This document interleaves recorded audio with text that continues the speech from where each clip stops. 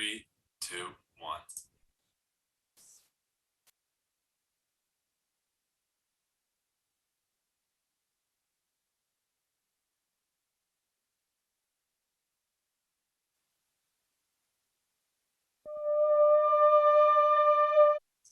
Three, two, one. Hey, my name's Katie, and welcome to Chicago, Illinois! Woo! It's currently 32 degrees outside, so it's a bit cold. I wish I was with all of you in Scotland, but this will have to do for now.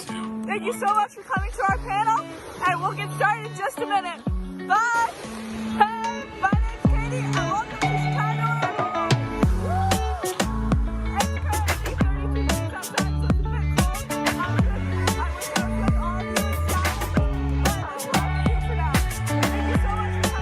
Thank you so much for coming to our panel, and we'll get started in just a minute. Bye! Hey, my name's Katie, and welcome to Chicago, Hey everybody, welcome to our session. We're so glad to have you here today.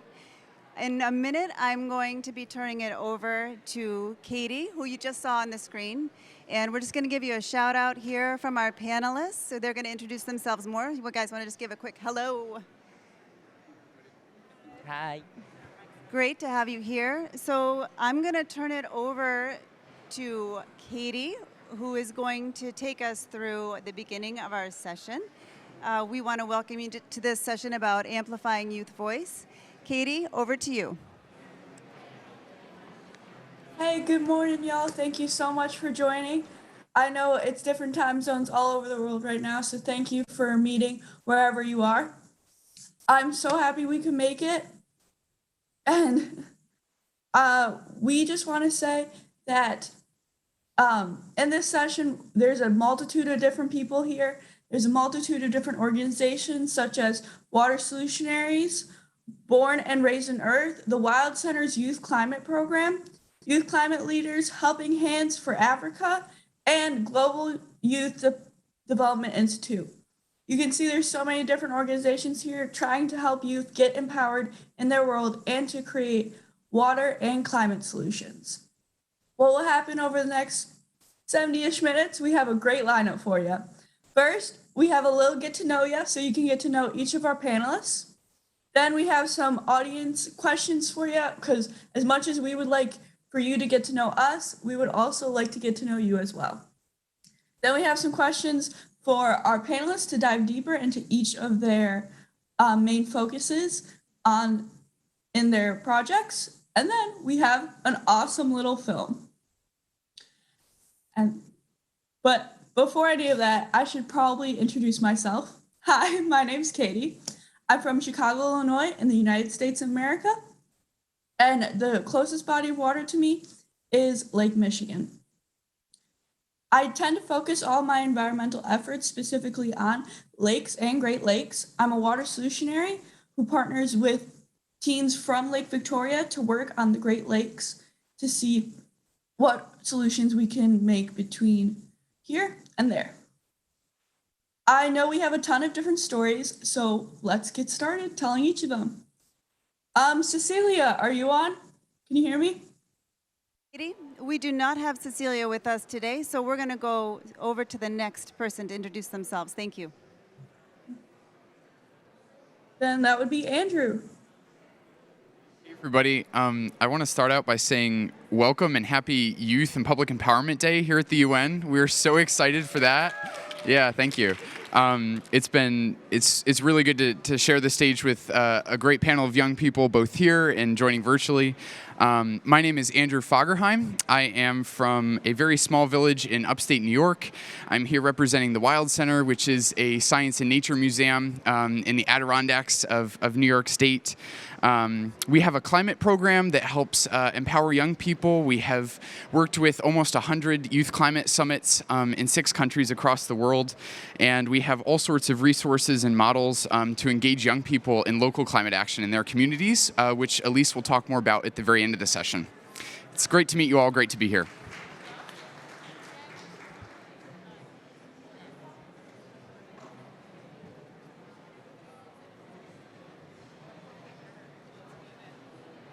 Thank you so much for that introduction. Sorry, technical problems. Have been having those all morning. How about we kick it over to Jin? Okay. Okay. Hello. Can you hear me?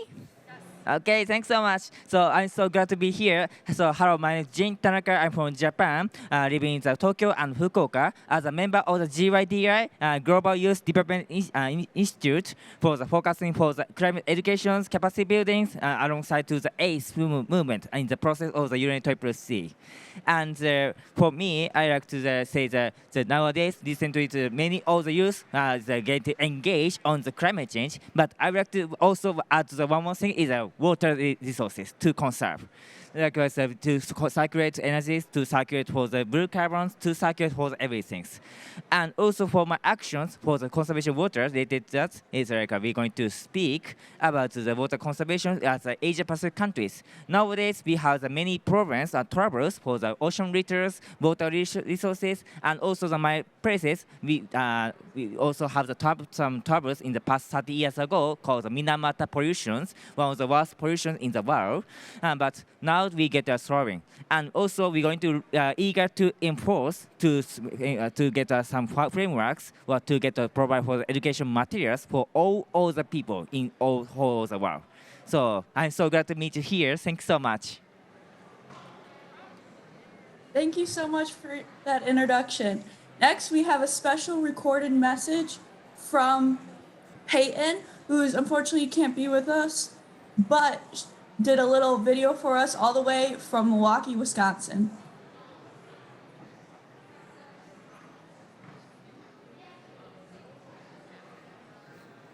Hello everybody, my name is Peyton Koch and I'm a water solutionary from Milwaukee, Wisconsin, which is on the southern end of Lake Michigan. Unfortunately, I cannot make the meeting with you today, but I decided I would make this video to introduce myself and hopefully provide a little bit more information about water solutionaries.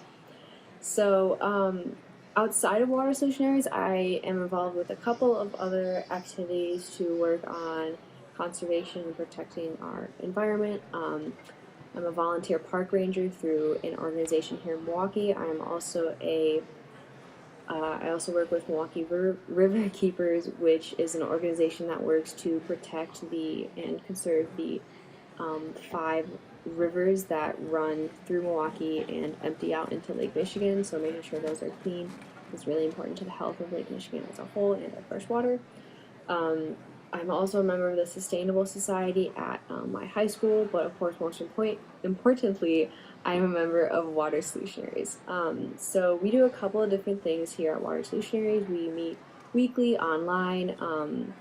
We all have a couple of different time zones we're coming from, so it's always interesting to see some people who are up at like 4 in the morning, and for some people it's 7 o'clock at night. But we all get together and we brainstorm solutions. We talk a lot about the different issues that are facing our bodies of water, and then specifically in our areas where we live, the areas along the lake. A big thing we're working on now is getting technology to some of our water solutionaries who have some issues getting consistent connection to our meeting, and it's really important that all of the voices in water solutionaries are heard. So getting that technology out there and allowing them to have a better connection so we're all involved in a big discussion is very important.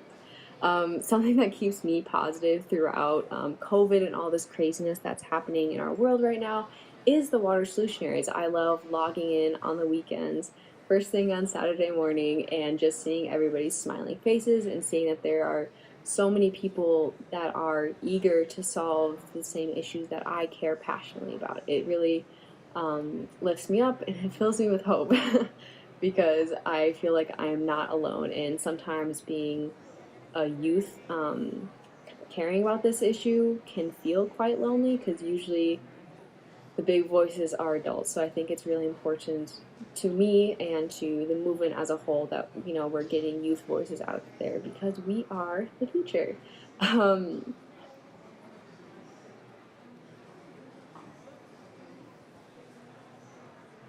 Thank you so much for those who called in. And now I believe we have a couple more panelists. Harry, would you like to introduce yourself?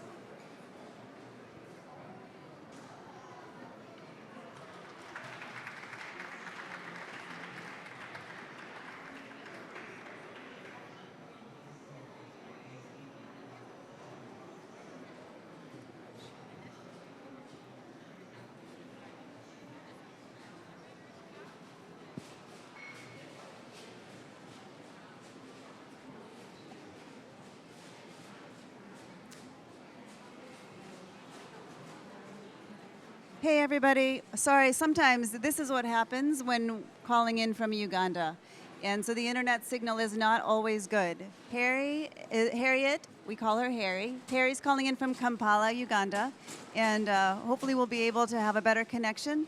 But these are the trials and tribulations of technology. So we're going to, I think, have to keep moving. Harry, if we can get you with a better connection, we would love to hear from you. So we'll keep trying. But Katie, why don't we move on to the next person until we can get a better connection with Harriet? Yeah, of course. Elise, are you there? Kind of hard to see the panelists from online. Yes, I am here. So, Perfect. hi, my name is Elise Pearson. I am from the Adirondacks in upstate New York. Very excited to be here today. I also work at the Wild Center with Andrew Fagerheim. So we basically, like he said, work on climate solutions and engaging youth and really just climate education as a whole. So I'm very happy to be here with like a newer group who is really just trying to work on water solutions. It sounds very inspiring. Thank you. Thank you so much, Elise. Next, we have Jexa from Illinois as well. Hello, everyone. My name is Jexa Edinburgh. I'm joining from Evanston, which is north of Chicago, which is near Lake Michigan. And something that I believe in is kindness. And I think that that really pushes me to care about water issues. And my friends also help keep me positive. I think an important piece of the water conversation is intersectionality and the idea that there are so many issues, but by solving parts of them, we can solve more problems in the world. And something that I hope for the future is that we can build a cleaner world, and even if people don't believe in climate change, which is kind of tough to believe because there's so much science backing it, but even if people don't believe in that, it would be nice to have a cleaner world. So I hope that people can see that and start to create more solutions and implement them. Thank you so much for that. Next, we want to get to know you as an audience and you as the people that we're trying to engage to help us end some of these water problems we're seeing globally. We have some questions for you guys. For our in-person audience, we have a pre-printed handout that I believe Stephanie or someone will be passing out to you.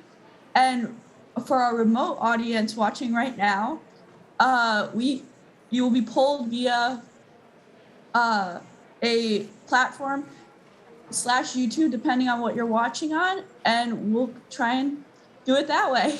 So I think our first, did the sheets of paper get passed out?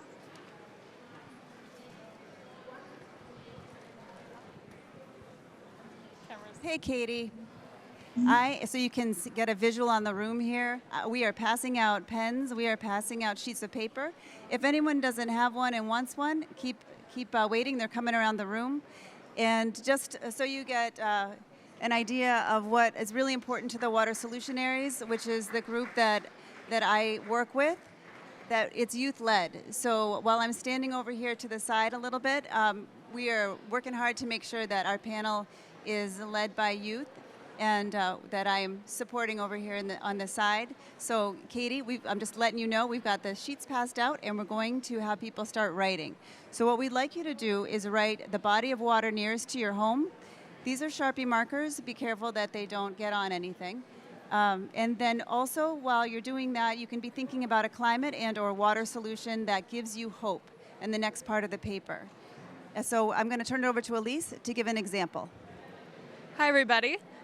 So I cheated just a tiny bit. I actually did an environmental crisis. So a body of water near my home is Mirror Lake. And it's had a bit of a problem with road salt coming into it, so eventually it could be a dead lake. And one climate water solution that gives you hope, or environmental water solution, I guess, is stormwater diversion to reduce salt. So why don't you go ahead and write down a body of water near you and a climate water solution that gives you hope. We'll give you just a minute to do that. And those of you who are attending remotely, our YouTube audience, what we'd love is for you to put comments in the chat and tell us your body of water nearest to you and a climate water environmental solution that gives you hope. We're just going to give you a minute or two. What we want you to do, as soon as you've got that body of water written down, go ahead and fold your paper on the dotted line, hold it up. If you're in our audience right here in person, hold it up so we can see the body of water. We're going to give a shout out so you all know where people are coming from, what their bodies of water are. We've got over here, Elise has, we can see Mirror Lake. Anybody else got theirs held up? Ooh, I can't quite see that. So South Puget Sound, Chicago River. We've got Brahmatra River, Mississippi River, again, Mississippi, North Sea, Anacostia River.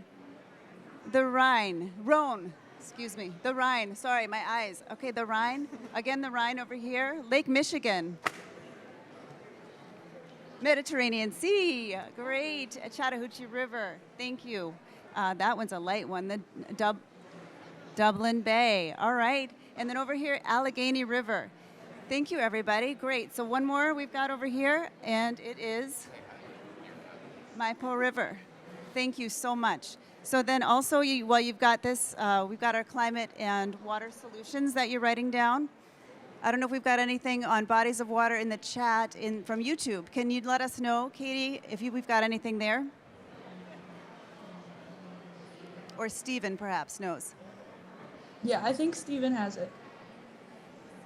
We're going to go on to the next part of going for our solutions. So hopefully you didn't write too many words, because I'm not able to see very far, apparently. So anyone have a solution? Hold up your solutions. Wetland restoration, education with cities and their members on salt and leaf waste, green infrastructure to manage and treat stormwater, tracking and stopping pollution, rainwater harvesting, sewer thermal, that's a new one. Ask this person here later about sewer thermal. And then we've got the Northwest Treaty Tribe efforts to keep salmon healthy, reduce runoff, replace native plants, open old dams. Thank you. And then down back we have room for the river. Bubble tube, ask her about bubble tube later. Replacement of lead lines, thank you. Environmental justice issue. Water recycling and reuse over here. You all are full of solutions. I love this. Okay, so if anyone else, offshore wind and dam removal over here. Thank you so much. And then we'll wrap up with manage recharge of aquifers. Thank you. Thank you all for your amazing solutions. It's really great to see the positivity and the solution-oriented focus here. We are all about solutions on this panel. So we're going to stop with the In the Room live participant answers. Katie, if you've got anything to share with us, we'd be happy to hear more from your side. And then we'll keep moving. We've got a couple questions for each of our panelists that Katie will be asking. Go ahead, Katie. Thank you so much, Stephanie. It looks like there's nothing coming in so far. So let's take a deeper dive into some questions for our panelists. Jen, what innovations are needed to accelerate positive change through youth empowerment at the nexus of water and climate change? Okay. So, thanks for asking questions. Thanks so much. It's great questions. So I think that there's a 3 point for the environment. Like the first is a capacity building. Like recently we have the many processes, we have many movement activities, and so we have the many declarations, counter proposals. So we need to make the capacity building for the should be introducing in the decision making process for whole of the government. Likewise, recently, we have the many informal sessions. We have the many sessions talking about climate change, carbon reductions. Also, we need to get included for the decision making process for the talking about the waters. Also, second one is education, I think.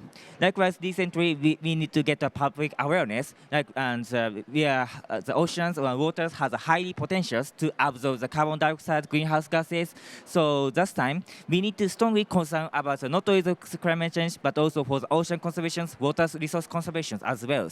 So to get more recognized these truths, maybe we need to get a public awareness and get the education introducing in the public education as well.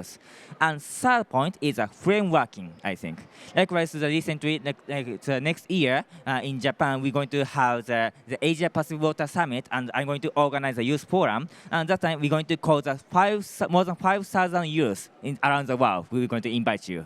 And that time, we're going to make the framework. We can make a declaration to submit directly to the decision makers for all of the world, including your countries. And that time, I think that it's more important to get a framework to invest and get proper opportunities, invest some of the capitals for the youth to get more engaged on the water conservation as well for around the world. With constant collaborate with the local governments, local residents, local industries, and all the sectors as we can. So that's a 3 main points for making some enable environment for the youth to to focus on the water conservation. Thanks so much. Thank you so much, Jen. Next, we have Payne again with a recorded message from Wisconsin.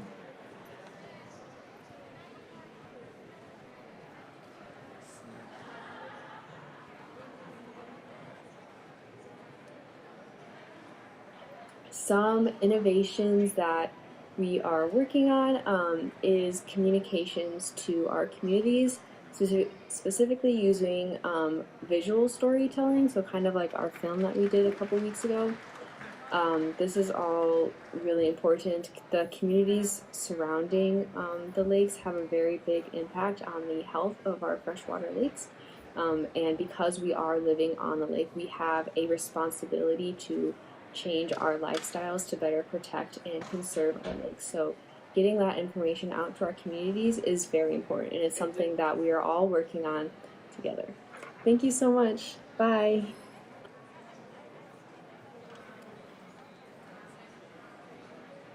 Andrew, this next one's going over to you. How can intergenerational collaboration action be more successful? Well, awesome. Thank you for that question. I really appreciate it, Katie. I have had the really big privilege over the past 2 years to work with my local government on a state level program engaging municipalities in climate change. And a few things that I have learned my time there, I think first of all, I'll start out with is the framing of the role of youth.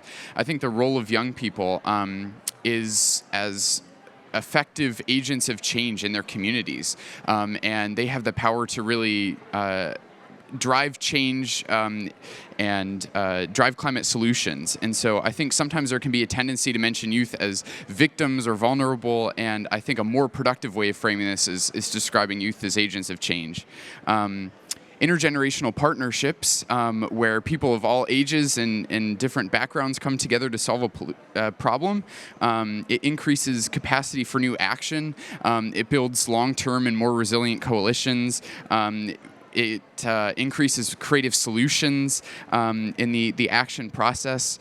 And I would say to adults and decision makers who are looking to engage with young people, don't tokenize young people. Don't include them once on one panel at one event just to say that you did. Don't look to check off a box, but look for long-term sustained input from young people and then actually take action on it. That is the way to win the support and the real input from young people. And also don't leave youth without the support and encouragement they need.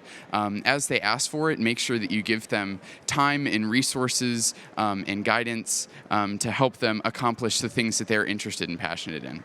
To young people, I would say you, just as you are completely enough, and you have the ability to make really big changes in your communities. You have the ability to take action on climate change. And I know that the people joining here at COP and likely the people joining virtually all know that, but I wonder if your friends, if your classmates and colleagues know that as well. So I would just say share continue to make the change that you are, and also continue to make space for those young people around you to make change in their communities and what's interesting to them as well. Thank you so much, Katie. Thank you so much for that response. Next, we're going to try Harry again with, could you just try without your camera on, see if that has better connection? And your question is, how can intercultural collaboration action be more successful?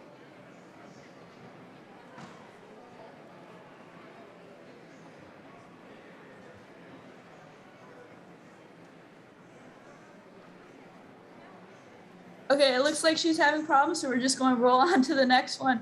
How about you, Jexa? How can the audience get more involved in taking tangible action? Yeah, so I was going to answer this question with Elise, who was also interested in this. I think that we can use the example of fast fashion. A lot of people don't realize that it's a huge problem, but people can make change in the world. And sure, there can only be so much change from the individual level, but attending protests and marches and signing petitions, those can all lead to change in the world. And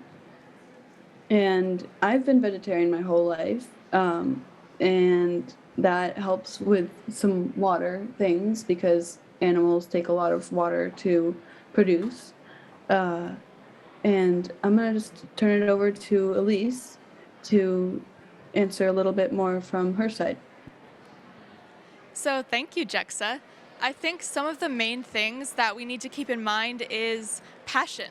I mean, what are you passionate about? What do you want to look more into? Because that's where you're really going to start making a difference for yourself. So like Jexa was saying, if you're interested in fast fashion, you do the research, you look at the solutions, and you get involved. So that might look like going to a community meeting. There are so many organizations on the local level, state level, international level that you could get involved with. I know it's really easy to say that, oh, I'll put it off later. That was such a good panel, but it kind of like goes out of your mind after a while. So really just committing to showing up at a meeting, to reaching out, because organizations would love to hear from you. Like, they want help. That is their passion. That is what their mission is. So reaching out and getting other people involved. Like, if you're shy about going, the reason I got involved with my environmental club first was because I grabbed my friend and went to the environmental club for the first time. From there, I got involved in youth climate summits where I met even more people, and our capacity just built. So a lot of what I've heard is, like, you start with research, you get people involved, more people join you, and soon you have a whole movement. Thank you. Thank you so much, Elise. Next, we're getting towards the end of our session here, which is so sad, but thank you so much for coming at the moment. I know personally for water solutionaries, we have Wait, lots don't of leave ways. yet. Katie, we still have some time. Don't leave yet. No, All right. we still got some time. We still got more questions. We still have, I know personally for water solutionaries, we still have Instagram and a TikTok at water.solutionaries on both platforms. I'm sure that Elise for her program had something, and Andrew.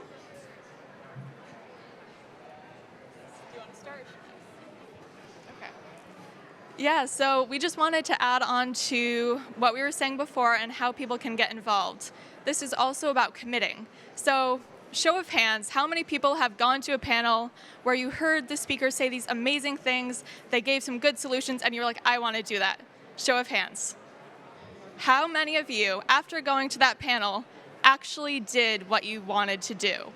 Show of hands. Yeah, we got some maybes. Okay. So that is one of the biggest divides between learning about something and actually taking action. So what we do with the Wild Center is a lot of the time we come up with climate action plans. So this is basically a way to just plan out how you're going to take action. So who you're going to talk to get it done, what resources you need, all the logistics like funding, really just, all the logistical stuff. Your goals, how much time it's going to take, and just writing that down. So I want you to turn to the person next to you, write down, or just commit to talking to someone about it later, an action you are going to take after listening to this panel, whether that's involving youth, doing something with water, or anything else that you can think of. So turn to your partner, write it down. You've got a couple minutes. You can write it down on the back of your paper. And our idea here is that by making a commitment, you are much more likely to actually take action. But that commitment needs to be either in writing or out loud. So thank you, Elise, for that. And what we want you to do is think about these things you wrote on your paper. What is the body of water nearest you? The solution that gives you hope? How can you tie these things together? And think about what solutions you can commit to. So go ahead and write them down. Once you've got a solution, we've got a couple minutes here, and we can take a couple responses if you've got some solutions that you want to share. And meanwhile, while we're writing, just want to check in back to with our remote folks. If there's any way to connect with Harriet, we would love to still hear from Harriet. And if there's any way, is there anyone who needs to wrap up anything that we haven't heard from on our remote panel? So Katie, just checking in with you while people are writing their solutions. Anything there?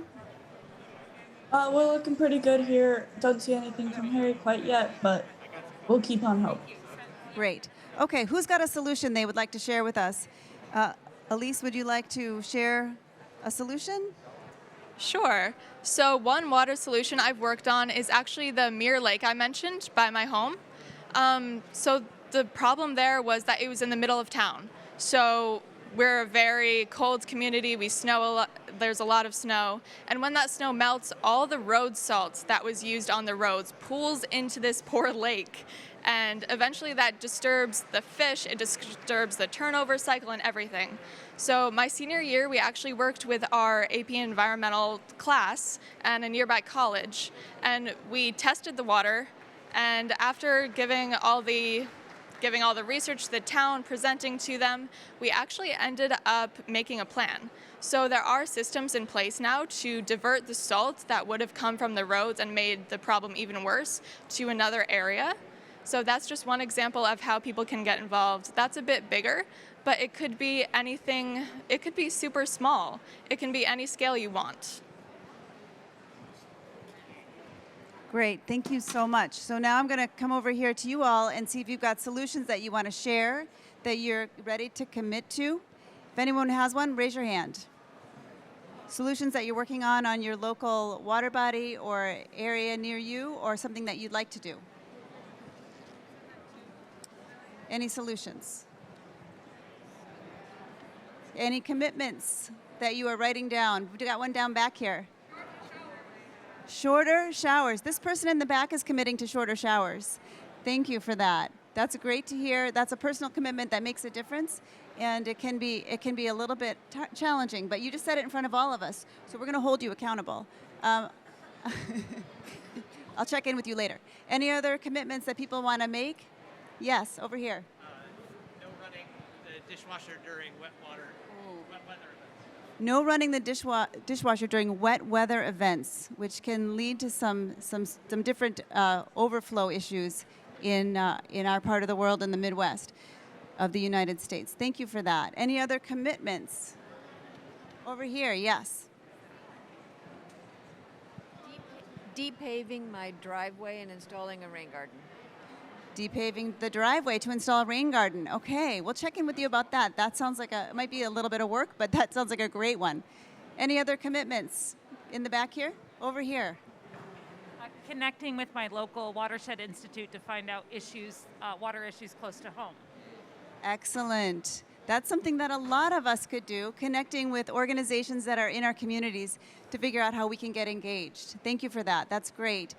I am committing to not buying fast fashion, and today I am, in the honor of Youth Day, wearing a youth-made garment. So that's my commitment to steering clear of fast fashion. Over here we have one. It sounds like also a commitment.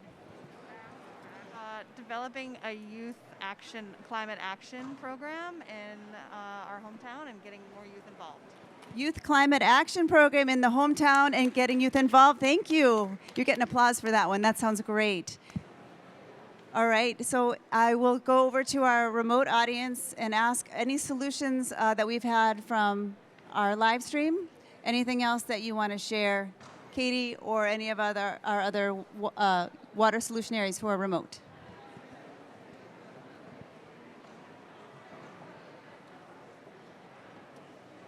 I don't see any coming in from our online audience, but I know for me personally, one of the biggest things that I'm going to try and do is use less single-use plastics, using things like reusable straws, reusable masks. All of the single-use stuff ends up in Lake Michigan or in other lakes near you, and it's really not good for the environment. That's great.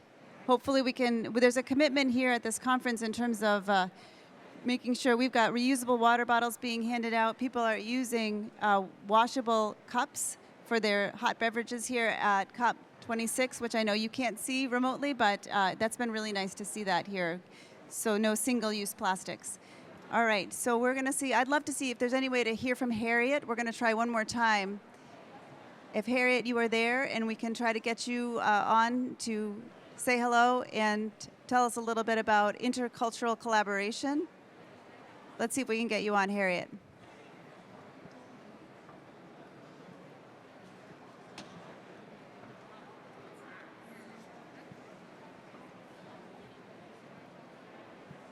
Okay, not hearing from Harriet. Sorry about that. Harriet is working hard, has been living in a refugee settlement in Uganda and has been working hard on different water issues in that area. And hope one day that you all can hear more from her and the work that she's been doing. Okay, so on that note, Katie, I will turn it back over to you. If there's anything else that you want to bring to us. Well, first, let me just say it's been a pleasure speaking to all of you and hearing from our panelists. These other panelists, their organizations are so meaningful, and they're doing so much for our planet. So please follow along with them, follow up with them after the meeting, go ask questions. I'm sure they would love to answer them. And if you've been inspired by this session or anything, please get in contact with us. Our DMs are open on Instagram, at least for Water Solutionaries. I'm sure the Wild Center has a website that you are more than welcome to go to. And I just want to say, if you've been inspired, please get in contact with us. And as Andrew reminded us all, intergenerational collaboration is a key to expanding solutions. We will bring perspectives, new knowledge, and energy.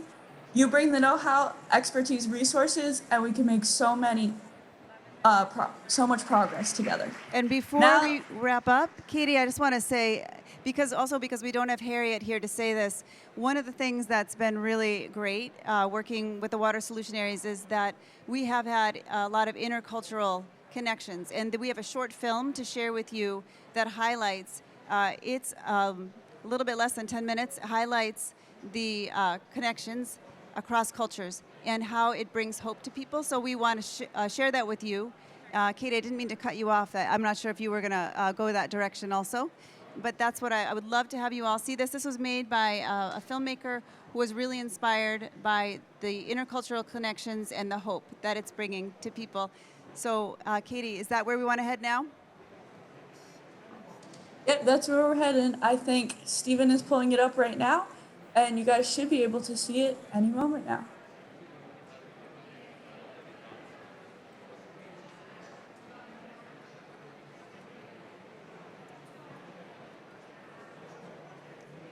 This film is made by Ben Keller, and we will be pulling it up in just a minute. It's called Where Hope Lives, and the idea, which you'll quickly get, is all about connecting people, teens in particular, to have solutions that they can share with each other. So as soon as we can get that pulled up, we'll share it with you.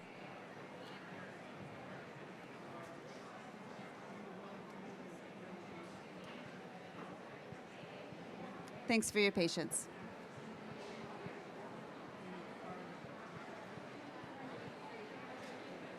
And while we're waiting, maybe it's going to show, but if not, if anyone's got any questions, please let us know, raise your hand, and we can call on you while we're waiting for our film to get started. And, oh, that's it, if you hear it.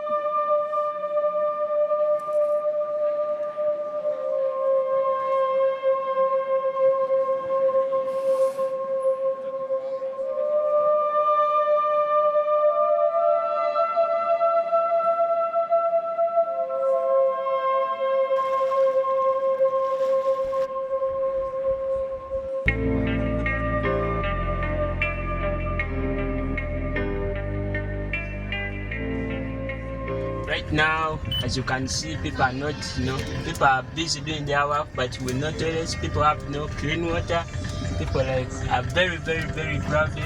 As you can see right now, all those houses, people do live there, but you cannot even see a single latrine or even a single toilet in them.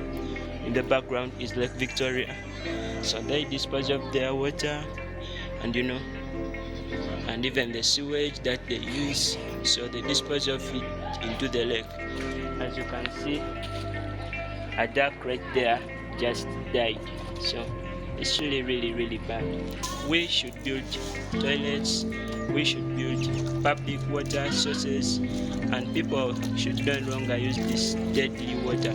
We should sensitize people, we should sensitize everybody, we should empower them.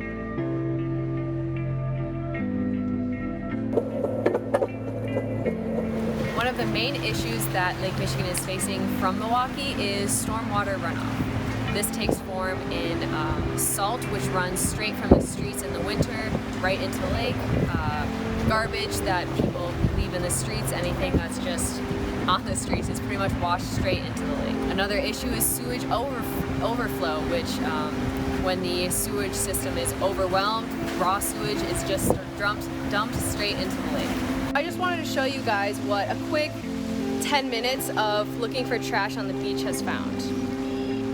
And this really illustrates that everything that comes from the city itself is washed straight down into this kind of beach rock area, and then once a big storm hit, is carried right out into Lake Michigan right behind me. And it's a problem I'd really like help solving. I'm right now at the River Nile, and I'm here to present for you or to show for you how the Nile looks like. Right now the water is it's been contaminated, it's already dirty, and you can see there are people washing cars.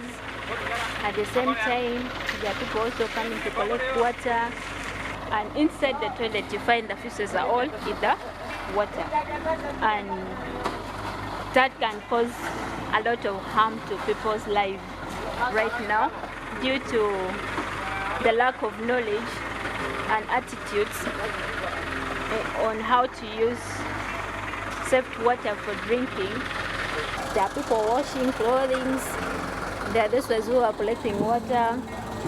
At the same time, someone is also drinking, and the water is already that it has been contaminated, and you find that there are people who are also getting water for drinking. And I don't know what to do. I need your help.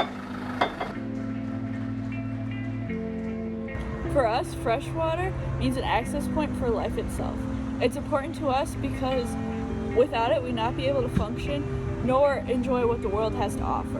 But we also have to remember that water is one of the biggest factors of life, so we have to protect it. The water situation where we live is relatively good right now, but one of the biggest problems that we are facing is pollution in our waterways. As you can see, we have a lot of algae and waste or garbage in our waters. Things like this can easily get blown into our water and therefore harder to pick up by people like us. We're trying to solve it by communicating it to others so we can all work as a group. We're also trying to help it by picking up the trash. So this is our tap stand.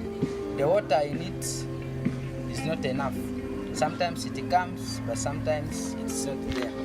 So here, your people are seeing it's really not okay, and the sanitation is very poor. So we are going to work together with some of my colleagues. I will engage them. I will make sure that we clean around. We are going to work together and clean around so that it will look nice and people have access to healthy water.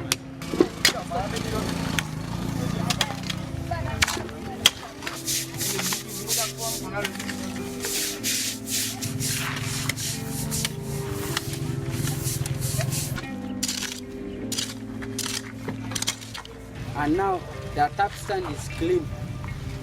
Remember, healthy water makes healthy lives. It's really strange to be in a place that doesn't have any rain. And in being here, I am really aware of the lack of water that there is. California is experiencing a very severe drought. And actually, just down the hill, there used to be a stream, but now it's all dried up. The ground looks like this, and it's not healthy. The ground needs more water. It's a serious drought here. It gives me more hope that there are other people like me. I feel a lot less alone.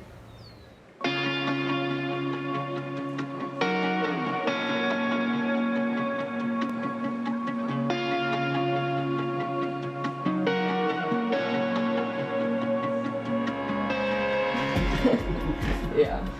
Welcome, Water Solutionaries. A problem that I'd like to solve is stormwater management. Sewage overflow when we get heavy rainfall, that, raw sewage just ends up going straight into the lake. When we were cleaning the water point, actually we did that one to keep the surrounding clean and look healthy. So one problem that you really see here is microplastics in our lake. We walked down to the beach and we picked up a bunch of Dunkin' Donuts, single-use plastic cups. I've identified their latrines have collapsed. Someone is coming to collect water from there, like for cooking, washing utensils, and that is it's very, very dangerous. People are getting their water in the lake, so I thought of construction of or maybe a borehole, or this kind of wells, very, very improved water sources. I was thinking about a nonprofit that I know that builds the latrines. I wondered if maybe they would be interested in working with some people in where you guys are. There were a lot of large-scale farms and just excess water would all kind of irrigate into Lake Michigan, which was a huge problem, obviously, like Trevor and Kevin were talking about. I know of the same problem that Katie was talking about. I can look into organizations that may be able to help implement more native grasslands and stuff like that to kind of hold water and pollutants back from going into the lake right away. I've always taken for granted like what my lake has, and it's really interesting hearing about some of the other problems that have never really affected me directly. So I'm definitely going to be more active in looking into research and stuff and seeing how I can help. When we communicate and make collective decisions, we can make the best decisions, and then we'll be able to save time and work on our solutions. People need to be taught. Even if you constructed the toilet or tap for them, they will still go back to the lake if you've not taught them the effects and the solutions. So I think it all begins with us and then the people. It was giving people hope to have all this power in the youth, and I definitely agree with that sentiment. I guess no matter where you are, water is life, so it's great to see so many people valuing it.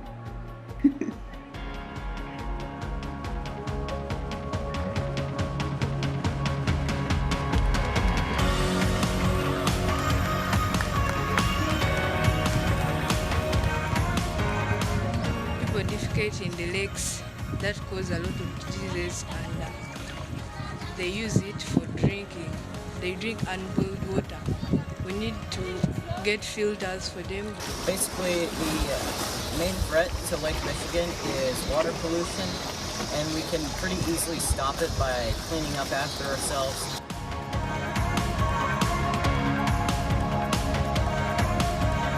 We should really be a great part in fighting, as me, a peer trainer, and as you, a water solutionary.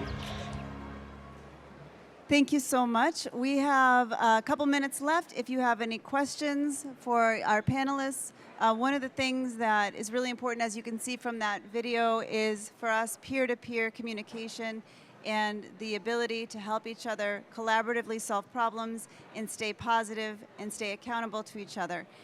This is a new program, and it's been reinforced in many ways by our other panelists who are more experienced in their programs, have had more longevity with it. But the same principles apply, it seems, across the board for our panelists here today. In thinking about this, would love to make sure that if you've got questions, you ask them, and if you've made commitments today, which I hope you have, that you stick with them. Are there any questions that we can answer from our panelists here?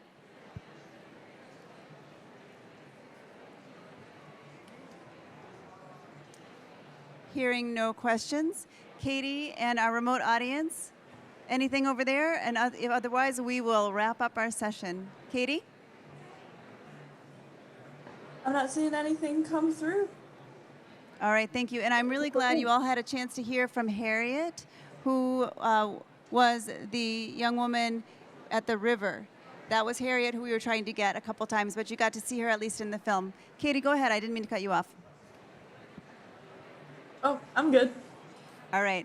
So on that note, we will wrap up, and want to thank you so much for being here today with us. We're really happy to have you, and thank you so much to our wonderful panelists here in person and remotely. Thank you for sharing your stories and your ideas and your solutions with us today. Thank you.